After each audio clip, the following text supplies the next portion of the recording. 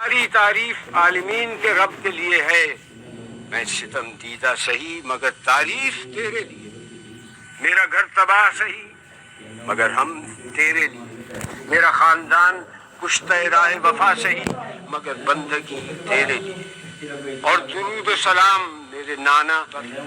آپ نے جیسے ہی خطبے کا آغاز کیا، دربار والوں نے پہچان لیا کہ جس بات کو چھپایا جا رہا تھا اب وہ بات آشکار ہو گئی، ہر طرف سرگوشیاں شروع ہو گئیں۔ ہاں، برا انجام ہے ان لوگوں کا جو اللہ کی آیتوں کی تکذیب کریں اور جو اللہ کی آیتوں کا مذاق اڑائیں۔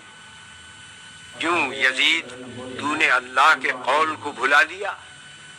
اللہ کا قول یہ ہے کہ کافر یہ گمان نہ کریں کہ ہم نے جو ان کو مہلت دی ہے وہ اس لیے دی ہے کہ ان کا زمانہ ہمیں پسند آیا ہے یا نہیں۔ یہ مہلت اس لیے ہے کہ وہ گناہ پر گناہ کیے جائیں تاکہ عذاب زیادہ ہو۔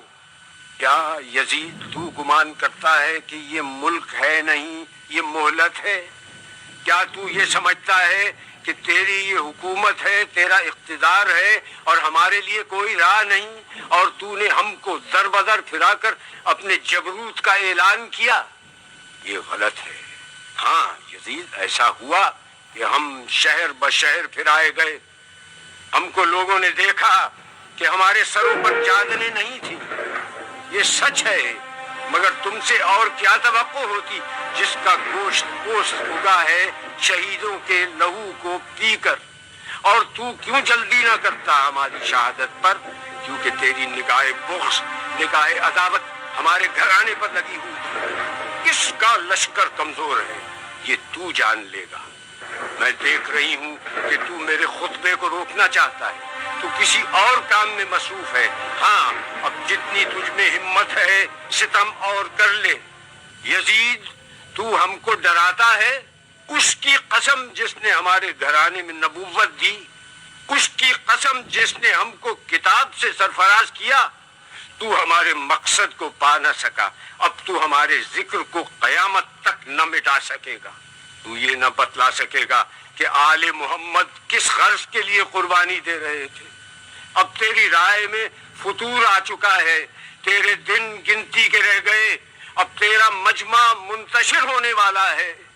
تاریخ سے ثابت ہے کہ آپ کی یہ پیشین گوئی چند دن بعد ہی پوری ہو گئی، جب شام کے قید خانے میں حسین کی ایک بچی کا انتقال ہو گیا اور اراکین دولت شام یزید کے سامنے سفارا ہو گئے اور شام میں بغاوت کا آغاز ہو گیا۔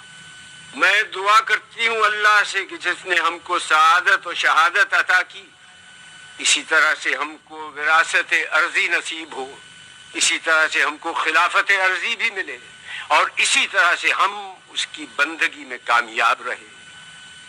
جناب زینب کا خطبہ اس آیت پر ختم ہوا جس کی ابتدا میں تلاوت کی گئی، جس کا ترجمہ ہے کہ اللہ ہی ہمارے لیے کافی ہے، وہی ہمارا سہارا ہے۔ سلام ہو خدا کی راہ میں جہاد کرنے والی پر، دین کے سب سے بڑے پیشوا کی سیادت ماں بیٹی پر، خدیجہ کبریٰ کی ابدی یادگار پر،